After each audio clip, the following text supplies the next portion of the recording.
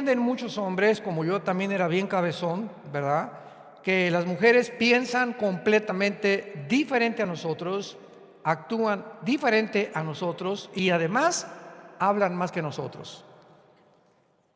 Las mujeres están platicando y se despiden, nos vemos, ya se pararon de la mesa, se siguen saludando a Dios, llegan a su cuarto y se despiden otra vez por teléfono. Entonces, nosotros no somos así. Se juntan, yo he ido por mi esposa, me dice voy a estar con unas amigas, ¿verdad?, cristianas, vamos a estar platicando, la dejo como a las 4 o 5 de la tarde, llego a las 8 o 9 de la noche por ella y siguen platicando. O sea, yo no lo entendía yo, ¿no? Nosotros nos juntamos a los 15, 20 minutos, arreglamos el negocio, lo que tengamos que hablar, pero platicar 3 o 4 horas, y uno de mis problemas más serios que tuve con Marta, mi esposa, era que cuando me sentaba yo a platicar con ella, ella es testigo de todo lo que yo estoy hablando en este momento, pues le daba el avión.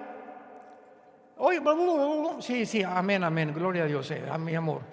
Y ella se daba cuenta, porque las mujeres son más psicológicas que nosotros, cuando nosotros les estamos poniendo atención o les damos el avión. Y a la mujer, lo peor que le puede hacer a tu esposa es darle el avión, porque a las mujeres les interesa que nos interesemos en lo que nos están diciendo. Y nosotros tenemos la cabeza por aquí, por allá, y eso a mi esposa le molestaba muchísimo. Y tardé mucho tiempo, ¿verdad?, en entender que tengo que sentarme con ella, platicar con ella, oír lo que me está diciendo, ponerle atención si quiero mantener mi compañerismo con mi esposa, la madre de mis hijos, abuela de nuestros nietos. Entonces, todas estas circunstancias son muy importantes. Muchas veces mi esposa me ponía cortinas en mi oficina atrás. Yo llegaba a los 3, 4 días, me decía mi esposa, se paraba enfrente con cara así de ¿por qué? ¿Qué te pasa? Ni siquiera me da las gracias, me decía. ¿De qué? Te puse cortinas nuevas. Le decía, ¿cuáles? Yo tenía 3 o 4 días y no me he dado cuenta que nos había puesto cortinas, porque los hombres somos diferentes y las mujeres son extremadamente detallistas. Y una maceta, yo vengo a los desayunos muchas veces en las mesas ponen floreros. Me dice, ¿te gustó el florero que hubo en el desayuno? ¿Cuál? Le digo. No nos fijamos en esas cosas. Y para poder entendernos el uno al otro, tenemos que entender precisamente que Dios nos hizo diferentes.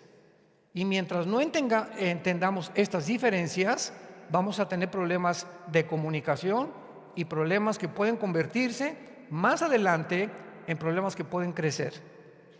Porque tenemos que entender claramente, ¿verdad?, que la mujer fue hecha diferente a nosotros, es más débil, es un vaso frágil, es la reina de la casa, y la debemos de tratar con fragilidad para que nuestras oraciones, 1 de Pedro 3:18, no tengan estorbo. Si Dios ve que tú no tratas a tu esposa con la delicadeza, con la consideración, con la empatía que ella debe y merece tener, Dios no nos escucha. A este grado, una mala relación que tengamos con nuestra compañera, no le pidas nada a Dios. Nuestras oraciones van a rebotar. ¿Y por qué me fue mal el trabajo? ¿Y por qué me fue mal aquí? Hay una raíz siempre que produce hiel y amargura. Y es tu relación con tu esposa. Dios considera tan importante nuestra relación que no puede un hombre caminar así y la esposa así. O caminamos juntos o no caminamos. Hermano, es que yo soy más santo, ¿verdad? Y ella todavía está, pues vas a tener que esperarla a que te alcance o a que tú puedas tener la paciencia, porque no hay nada como que yo me adelanto y ella se queda, o tú te adelantas y su esposo te queda. No funciona así el matrimonio. Tenemos los dos, es como un triángulo que caminamos, ella está aquí, yo estoy aquí, Dios es en la punta. Mientras más caminamos los dos cerca de Dios, más nos encontramos el uno con el otro. Porque esta es la relación perfecta, caminar los dos con la palabra de Dios para que podamos verdaderamente estar unidos al final, y es Cristo el pegamento que nos mantiene hasta que Él regrese. Muy bien. No cabe duda que vivimos una de las épocas más confusas, política, económica, religiosa, espiritual y, por si fuera poco, de géneros. Increíble. Trágicamente, el factor para el debilitamiento de la definición de los roles en la familia, en el matrimonio, es que el hombre y la mujer son iguales sin diferencia de funciones. Y desgraciadamente hay muchas mujeres, y yo he oído también a algunos líderes o algunas, vamos a ver, que dirigen iglesias usando Gálatas 3:28. Lo voy a leer rápidamente. Gálatas 3:28. Dice Pablo: ya no hay judío ni griego, no hay esclavo ni libre, no hay varón ni mujer, porque todos nosotros somos uno en Cristo Jesús. Entonces usan este versículo para decir que no hay diferencia entre el hombre y la mujer. En un sentido es verdad, porque los dos fuimos creados a su imagen y semejanza, pero sí hay función en roles, sí hay función en responsabilidades, porque vamos a ver por qué Dios le entregó el liderazgo al varón y por qué es el varón el que es responsable delante de Dios de cómo funciona una familia. No la mujer, somos nosotros los varones. Vemos nosotros aquí en Génesis capítulo 2, versículo 7, las tres áreas principales que Dios trata con Adán antes que Adán viniera al mundo. Dios trata con Adán en el huerto sin que la mujer haya nacido, haya sido traída a él. Y en estas tres responsabilidades nos muestra Dios que desde el principio Él iba a tratar con el varón como responsable, como cabeza de su familia y no la mujer. Dios iba a establecer un patriarcado y no un matriarcado. Los grandes psicólogos del mundo, tanto cristianos como no cristianos, están de acuerdo en que casi el 60% del homosexualismo proviene de mujeres que gobiernan su casa, donde los varoncitos, los hijos varones, son criados bajo la mamá, bajo las faldas de la mamá y no bajo el papá. El hombre necesita un modelo y tiene que ser el papá. El papá tiene que ser el héroe del hijo. El papá tiene que ser el guía. Los hijos tienen que ver al papá como sus dirigentes. Yo quiero ser como mi papá, no como mi mamá. Entonces, qué importante son las responsabilidades que Dios nos da, porque tienen consecuencias tarde o temprano a la larga. Jehová Dios, Génesis 2:7, formó al hombre del polvo de la tierra, sopló en su nariz aliento de vida y fue el hombre un ser viviente. Cuando una vez en una universidad tuve un debate me acuerdo en los 80s, en la Facultad de Filosofía y Letras de la UNAM, casi todos eran en aquel tiempo comunistas, ateos, sin saber ni lo que estaban diciendo. Fui a dar una conferencia sobre las evidencias científicas de la Biblia y pues todos estaban interesados, ¿verdad? ¿Qué de ciencia? Si es un libro religioso.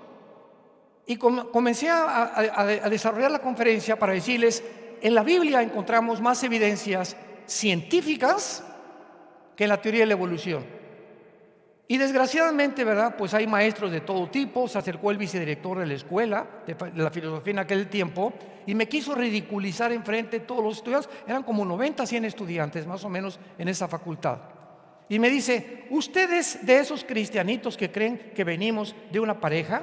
Y le contesté: ¿y usted es de esos que creen que venimos de chita? Y me dice: ¿de qué está usted hablando? Le dije: usted me está diciendo que por un accidente apareció un chango, por otro accidente apareció una changa con órganos reproductores femeninos y por un tercer accidente apareció un changuito. Somos dos accidentes en medio de un accidente. Cuando la biología, la física y la genética niegan y hacen pedazos la teoría de la evolución, científicamente, ya no con la Biblia. Y entonces comencé a desarrollar este tema y les dije: dice la Biblia, qué interesante, que Dios forma al hombre el cuerpo del polvo de la tierra. Queridos estudiantes, me dirigí a ellos: ¿sabían ustedes que la tierra tiene 19 elementos químicos? Fosfato, flor, yodo, sodio, etcétera, etcétera. que son los 19 elementos químicos que tiene el cuerpo humano. Y sabían que la tierra tiene 4 gases, oxígeno, nitrógeno, etcétera, etcétera, que son los 4 gases que tiene el cuerpo humano. Qué cosa tan interesante. Y sabían ustedes que todo lo que Dios creó y los árboles frutales es la comida que Dios diseñó para nuestro cuerpo.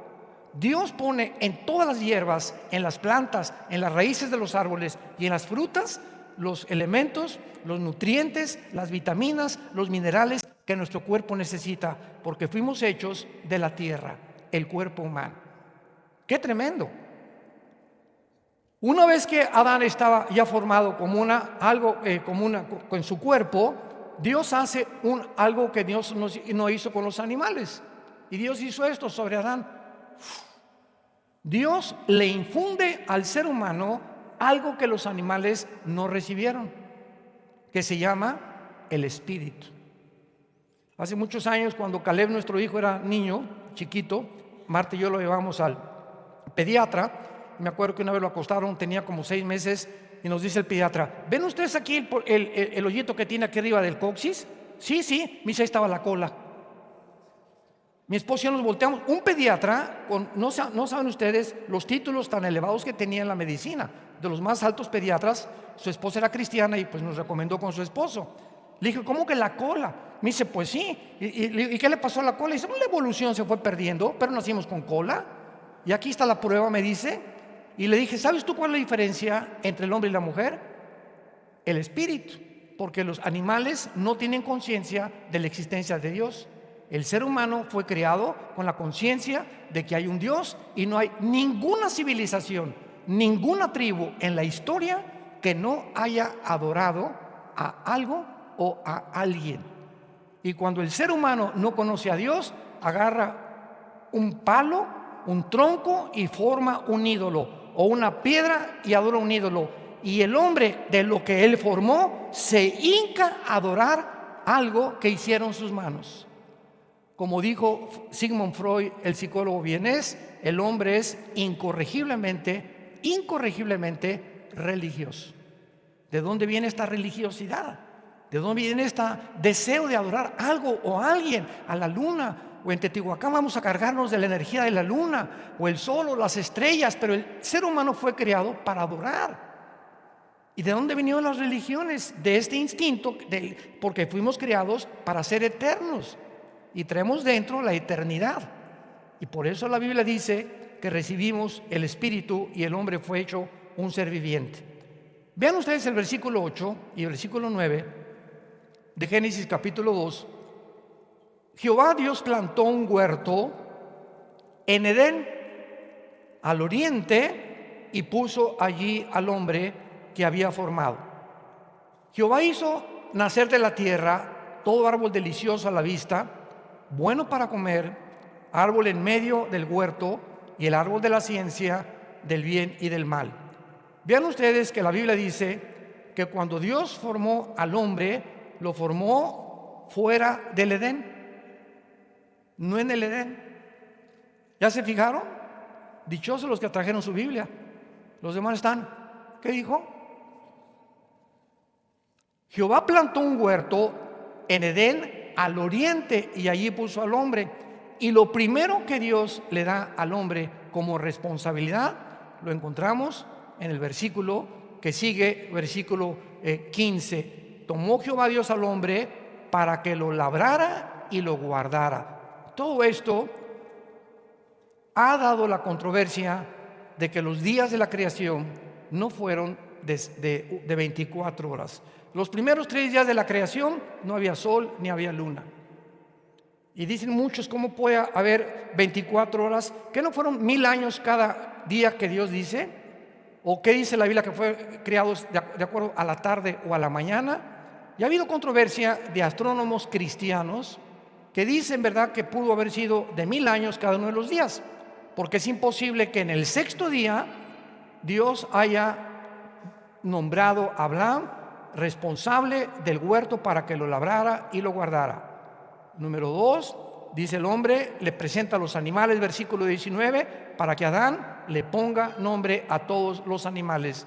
Y número 3, versículo 21, Dios hace caer a Adán en un sueño profundo, mientras que éste dormía, toma una de sus costillas, cierra la carne en su lugar, y de la costilla, la palabra costilla en el hebreo es tselá, con T de tío, S de Samuel, E de Enrique, L de Lola, A de Armando, tselá, que significa del lado o del costado.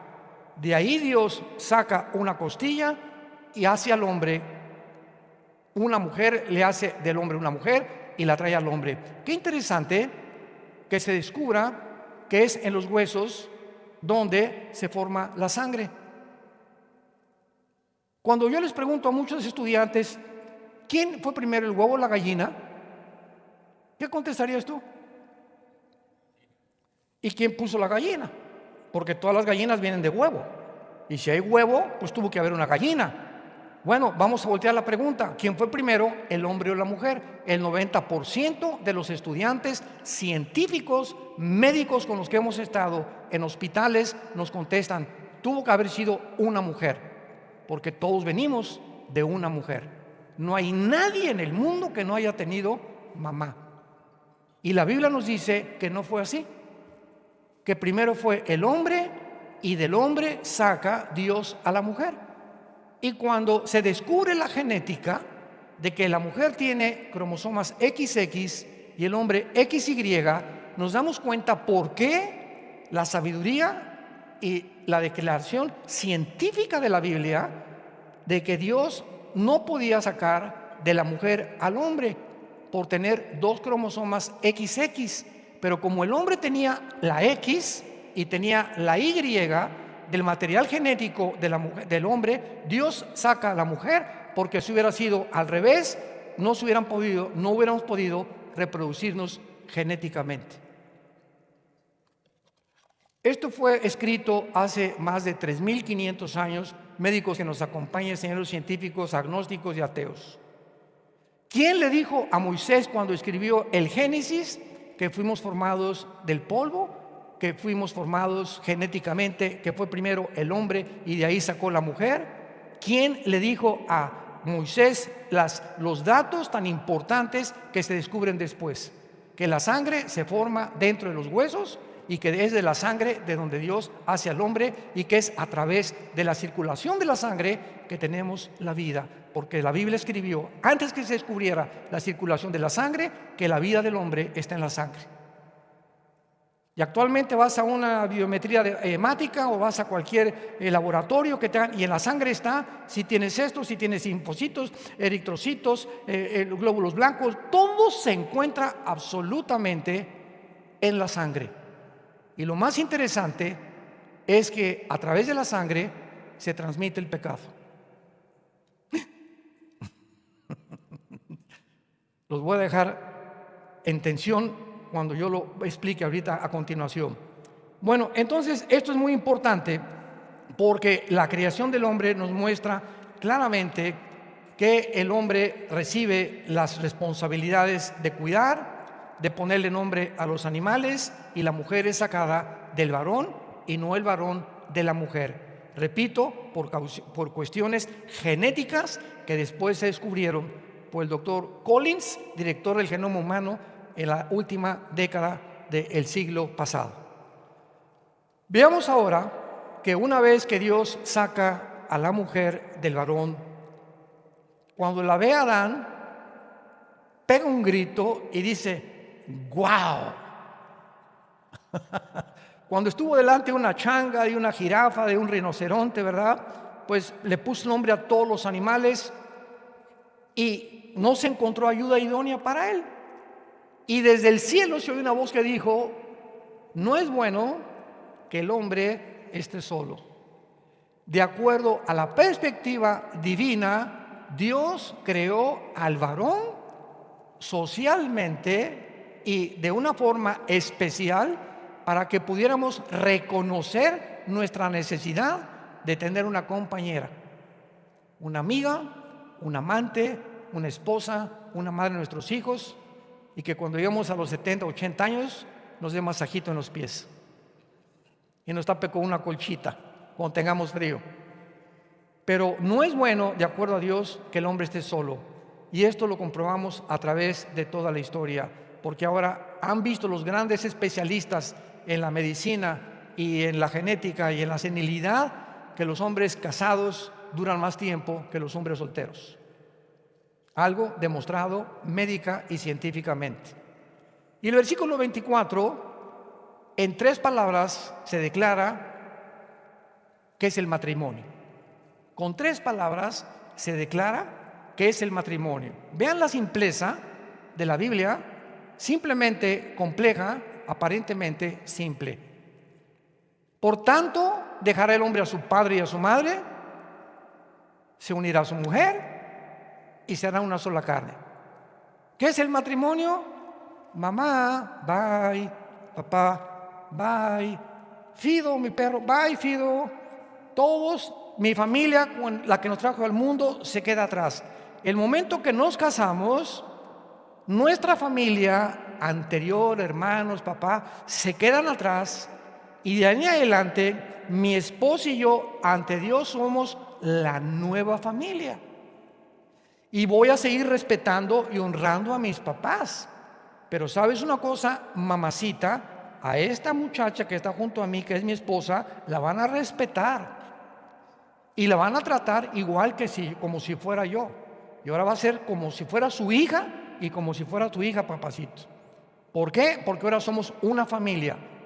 Y nos muestra la experiencia que cuando viven terceras personas en un matrimonio, acaban casi siempre en divorcio. En otras palabras, no te lleves a tu mamá a la luna de miel.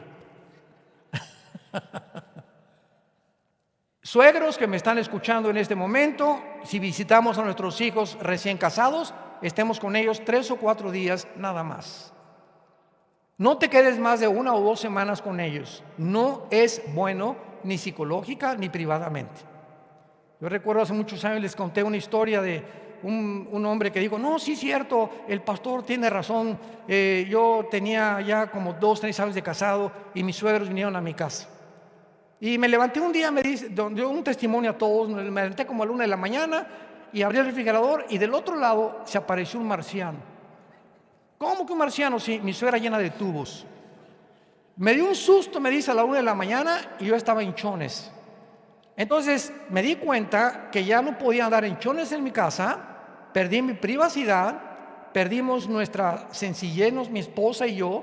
¿Por qué? Porque estaban ahí los suegros, no podíamos ya hacer nada, porque muchas cosas ya tenían 2 semanas y el muerto y el arrimado apestan a los 3 días, como dicen vulgarmente en México.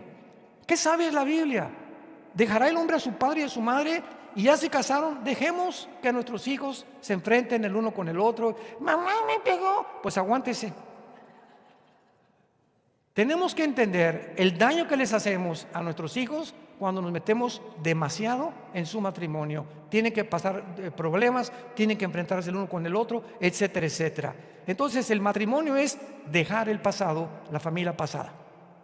Ya ahora mi esposa, escuchen esto, finalmente, en el primer punto, es mi principal prioridad. No mis papás, ni mis hermanos, ni mi perro. Mi esposa es, de ahí en adelante, después de Dios, mi principal prioridad. Primero Dios, después mi esposa, en tercer lugar mis hijos, en cuarto lugar mi familia o mi trabajo. Esta es la prioridad establecida en la Biblia por Dios.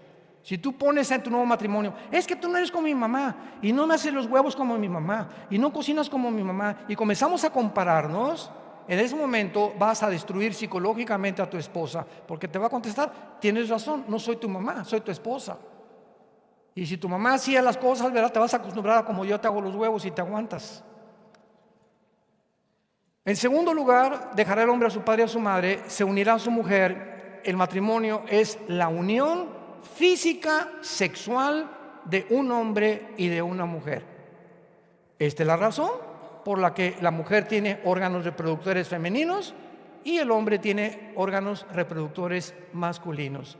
Es la masculinización y la feminidad de 2 seres completamente diferentes que, al unirse de una forma maravillosa, Dios trae familia a este mundo. Los órganos de la mujer fueron desarrollados para que fuera mamá desde niña. Las niñas ya con las muñecas, los niños con los carros de bomberos, de la policía, quieren ser soldados, quieren ser etcétera, etcétera. Las niñas quieren ser princesas, sueñan con un príncipe azul. Desde chiquitos el hombre y la mujer somos completamente diferentes. Qué tristeza que en el siglo que vivimos quieran invertir los papeles y decirle al niño, juega con las muñecas, y a las muñecas, juega con el carro de bomberos, y despersonalizarlos y robarles su identidad. No hay crimen más grande que se pueda cometer.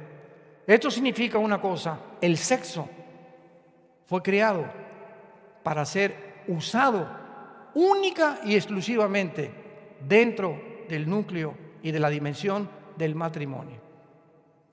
Nunca antes del matrimonio, y del matrimonio nunca con otra mujer que no sea tu esposo, ni con otro hombre que no sea tu esposo, porque se llama adulterio a los ojos de Dios.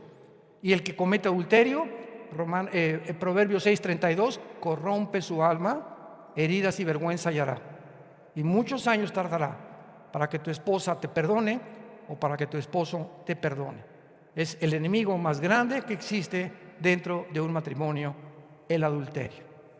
Se unirá a su mujer y serán una sola carne. Usar el sexo antes o durante el matrimonio o con otra persona que no sea mujer y que sea hombre es algo animal, es algo no natural, que viola completamente lo establecido por este libro, no por el Corán, no por el Tripitaka de Buda, no por los Vedas de los persas, no por ninguno de los libros sagrados, ni por ningún libro de los hindúes. Solo la Biblia establece las leyes del sexo y del matrimonio. Qué libro tan maravilloso es la Biblia. Y finalmente, y serán una sola carne. Lo que Dios juntó, no lo separe el hombre. Y estaban ambos desnudos, Adán y su mujer, y no se avergonzaban. El último retrato de la primer pareja que Dios creó en el huerto del Edén, el último retrato es ella desnuda, Adán desnudo, y no se avergonzaba. No había temor, se podían ver a los ojos, con sinceridad, se amaban, pero algo sucedió en la creación del hombre y la mujer, que todos lo sabemos.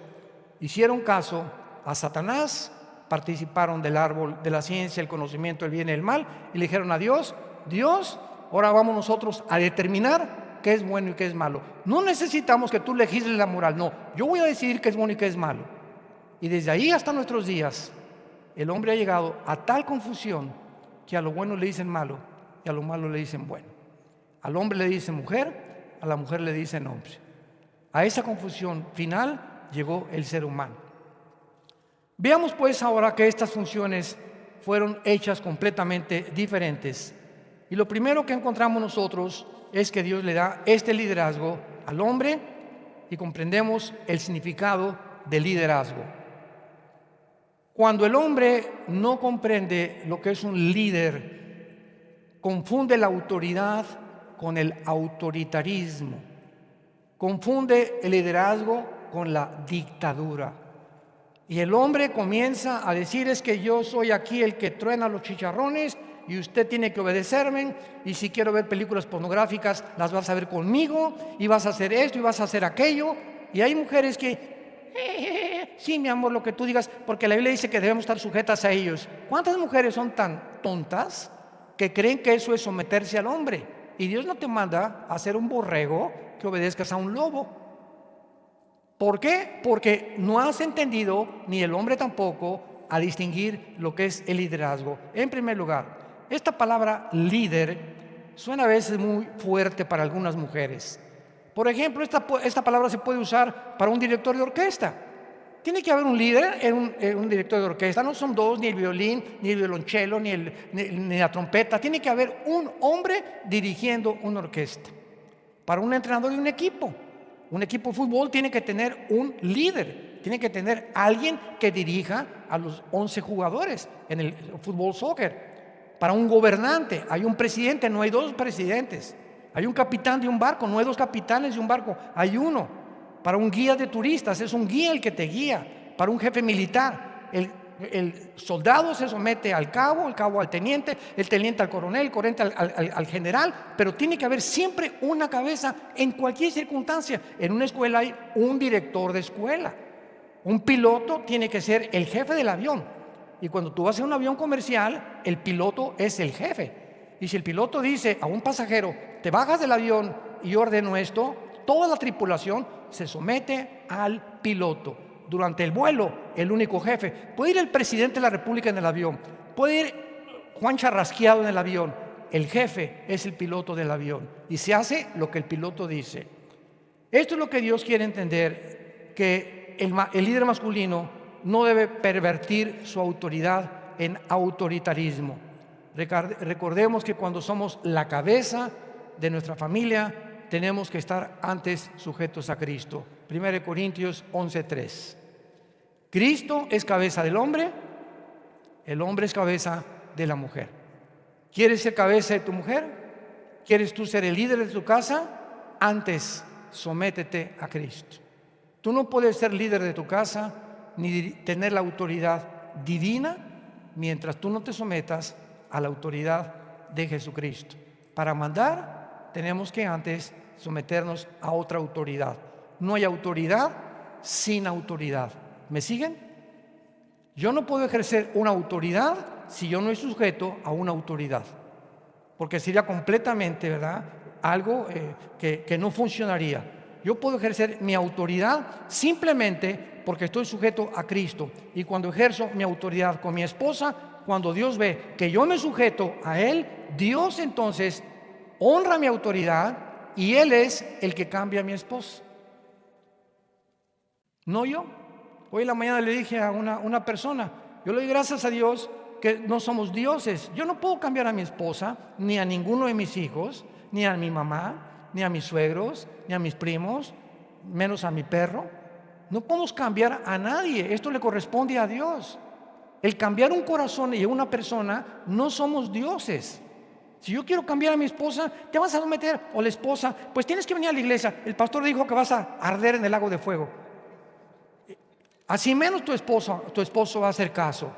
Si tu esposo tiene un problema, tienes que orar por él y descubrir el poder de la oración. Entonces la autoridad tiene que ser ejercida si antes hay autoridad para que Dios te honre delante de tu esposo y delante de tus hijos, porque es la forma como funciona espiritualmente. En segundo lugar, no implica superioridad. Ningún líder es infalible, ni tampoco superior a los que dirige. Tanto el hombre como la mujer somos iguales espiritualmente porque fuimos creados a la imagen y semejanza de Dios. Y finalmente, el líder debe siempre de proteger a la mujer. Efesios 5, 28 al 29. Para que podamos nosotros entender que cuando viene una persona en la noche y quiere meterse a la casa, ¿quién sale a enfrentarse al ladrón? ¿Él o ella? Él, ¿verdad? Porque ahí está, Él es el que debe proteger, no ella a nosotros. Nosotros debemos protegerla a ella. Así fue como Dios nos diseñó y nos creó. Si yo voy por la calle y alguien nos insulta o insulta a mi esposa, ella no va a salir a defenderme. Yo tengo que defender al que insulte a mi esposa. ¿Por qué? Porque yo soy el responsable de proteger a mi esposa. Dice Efesios capítulo 5, versículo 28. Los maridos deben amar a sus mujeres como a sus mismos cuerpos. El que ama a su mujer, a sí mismo se ama, porque nadie aborreció jamás su propia carne, sino que la sustenta y la cuida como Cristo a la iglesia. Yo le hago un daño a mi mujer, no sé que me estoy haciendo daño a mí. Vean esta ley impresionante, inexorable espiritualmente. Yo le hago un daño a mi esposa, yo le tengo rencor a mi esposa, yo golpeo a mi esposa, yo la trato como una sirvienta y no como mi esposa, como mi amante, como la madre de mis hijos. Sin embargo, soy tan tonto que no entiendo que me estoy dañando a mí primero. Porque Dios me está viendo y las cosas no me van a salir bien y Dios de alguna manera va a tratar con mi vida para que yo entienda cuál es el orden y la prioridad de mi vida. No se engañe el hombre, lo que sembramos tenemos que recoger. El que le hace daño a su esposa, primero se daña a sí mismo. Nadie puede ensuciar el objeto que uno ama. Así que si tú realmente amas a tu esposa, la respetas, la proteges, la cuides, la diriges, oras por ella y tratas de, cuando te esté hablando, ponerle atención. Recuerden de eso también, que es muy importante. Vamos ahora con las mujeres rápidamente, porque no cabe duda que la verdadera feminidad, ¿cómo ha sido distorsionada? Impresionante. Principalmente por los medios masivos de comunicación. Cines, teatros, películas, telenovelas, revistas, etcétera, etcétera, retratan actualmente a la mujer más hombruna, más tosca, más agresiva, más violenta, más seductora, más independiente del varón. ¿Por qué? Porque es lo contrario a lo que Dios nos dejó para obedecer. Viene Satanás y destruye o trata de destruir toda la imagen y la identidad que nos dejó escrita en su palabra. Vemos nosotros a continuación algunas características positivas y negativas femeninas. Veamos las positivas. Una mujer positiva, una mujer de Dios, es animadora. Mi amor, tú puedes, échale ganas, estás guapo, aunque tienes cara de iguana, pero me gustas. Compasiva, dulce, gentil, tierna, considerada, sabia, espiritual, sincera, confiable, obediente, cariñosa, graciosa, delicada, quieta, fiel y pura a los ojos de Dios. Tenemos como ejemplo en la Biblia a Sara, Noemí, Ruth, María, la madre de Jesús, Marta y María, amigas de Jesús, Loída, Eunice y la abuela y madre de Timoteo. Así que cuando nosotros estamos hablando de las cualidades positivas de la mujer tiene que entender esto. Mañana vamos a hablar de lo que el hombre necesita y las necesidades de un hombre para que las mujeres entiendan qué es lo que necesitamos nosotros. Pero tú tienes que entender qué necesita una mujer, ¿verdad? Porque una mujer negativa es una mujer pasiva, seductora, cautivadora, coqueta, vana, manipuladora, quejumbrosa, agresiva y chantajista y extorsionista también. Vemos nosotros en Proverbios capítulo 2 que el rey Salomón describe estas características negativas de una mujer. Proverbios 2, 16 al 19. Y nos promete a los hombres: serás librado de la mujer extraña, de la ajena que halaga con sus palabras, la cual abandona al compañero de su juventud y se olvida del pacto de su Dios. Este tipo de mujer, tarde o temprano, si Dios te llamó y eres obediente, Dios te la quita, Dios se la lleva. Serás librado de esa mujer porque tú quieres servir a Dios. Y si esa mujer ve Dios que no va a cambiar y que no es la mujer que te puede realmente levantar y ayudarte, porque la mujer necia destruye con sus manos su casa, la sabia levanta su casa y levanta a su varón. Una mujer hunde o una mujer levanta a un varón. Es el poder tan grande de la feminidad. Entonces no nos preocupemos, vuelvo a repetir, Dios, si no funciona tu esposa, tarde o temprano o se la lleva o algo pasa. Si no funciona tu esposo, tú sigues sirviendo a Dios con todo tu corazón y el gavilán pollero te va a dejar. Ábrele la jaula, ¿verdad? Adiós, nos vemos. Si quieres irte, pues vete. O mujer, te quieres ir, ahí está la puerta, vete, te pongo tu maleta con mucho gusto. Adiós, ¿verdad? Pasa un año, de acuerdo a las leyes en México, te puedes divorciar al año si eres abandonado en tu hogar. Se llama abandono de hogar. Y es una de las causas únicas del adulterio, abandono o adulterio, para poder divorciarse. No hay ninguna otra causa para poder divorciarse bíblicamente. Si él se va o ella se va y pasa un año y no ha regresado, lo más seguro es que ya se fue con otro o ya se fue con otra. No te vas a quedar. ¿Y por qué, hermana, está así como monjita con la cara de la Madre Teresa? Ay, hace 5 años se fue mi esposo y lo sigo esperando. Porque las hermanitas de la caridad en la iglesia me dijeron que lo siguiera esperando porque tengo que estar sujeta a él. ¿Verdad? Esa hermana, ¿verdad?, no es realmente una persona cuerda, ni sabia, ni mucho menos, porque no ha entendido que no nos llamó Dios a servidumbre. 1 Corintios capítulo 7 del 15 en adelante. Cuando eres víctima, Dios te bendice y Dios tiene otro plan para tu vida. Pero cuando tú obedeces a Dios, Dios te premia, te recompensa. Y si un hombre o una mujer estorban el plan de Dios para tu vida, Dios te lo quita de tu vida o te la quita de tu vida. Porque Dios no nos llamó a vivir en esclavitud todos los tiempos de nuestra vida. Vemos nosotros también claramente que cuando una mujer es con estas características, una mujer tiene que demostrar verdaderamente su obediencia mientras el esposo no la obligue a cometer algo que viole la palabra de Dios. Por ejemplo, hay 3 instituciones que Dios fundó. Número 1, el matrimonio de la familia. Número 2, la iglesia. Y número 3, los gobiernos. Si un presidente, no importa el que sea, o un César o un emperador, hacen un edicto desde mañana, se prohíbe de la Biblia, no nos podemos sujetar al gobierno.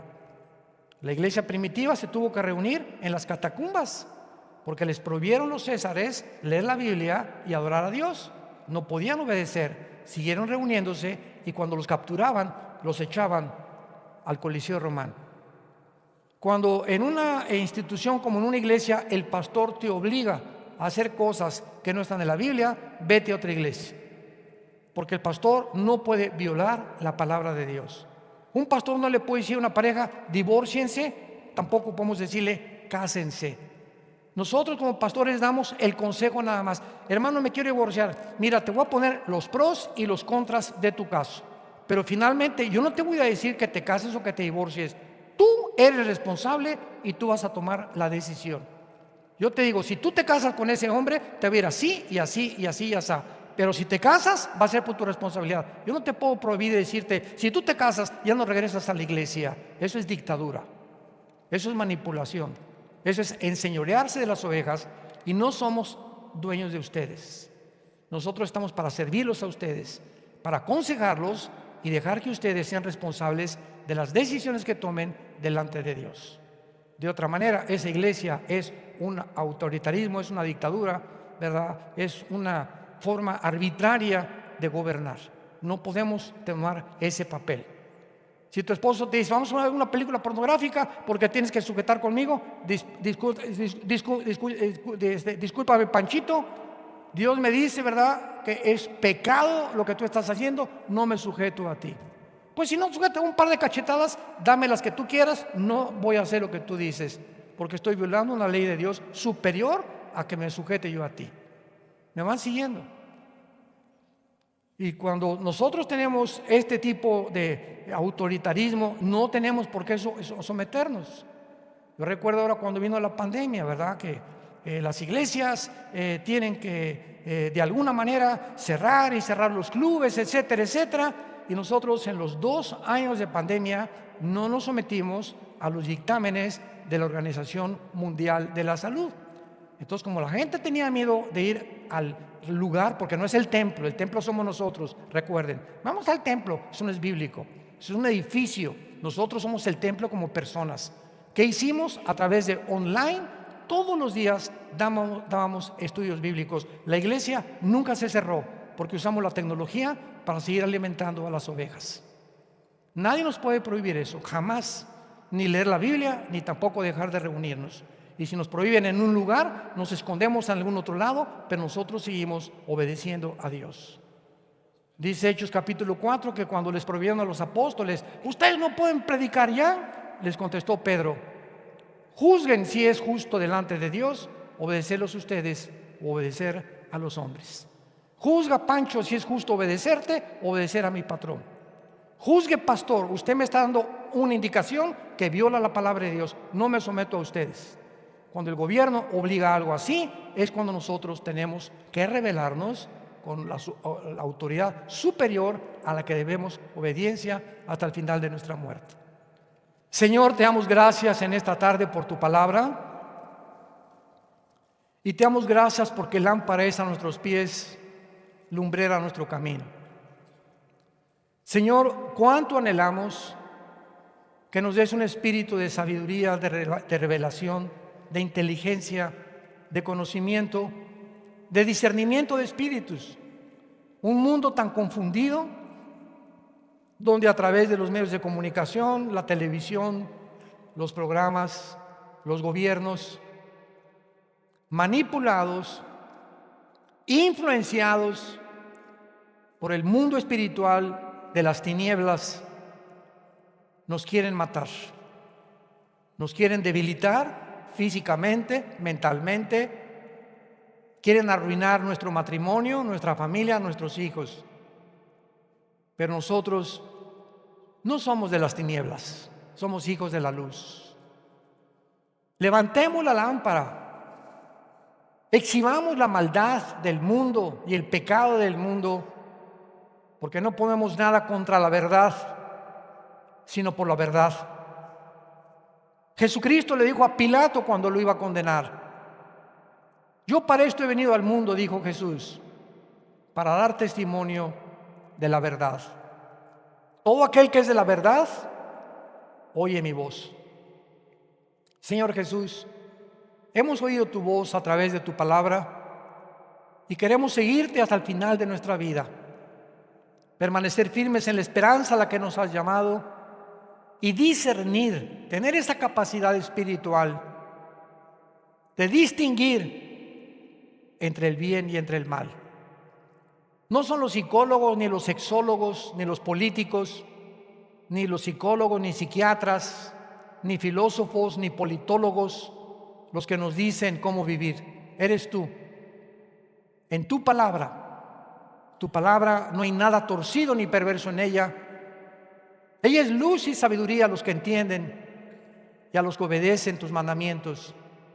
Cuán grande es tu bondad que has demostrado para los que te temen, porque nunca seremos avergonzados los que conocemos tu nombre, porque nunca nos has abandonado ni nos abandonarás. Te bendecimos, Jesús, y te damos toda la gloria por este tiempo que nos has dado alrededor de tu palabra. Amén.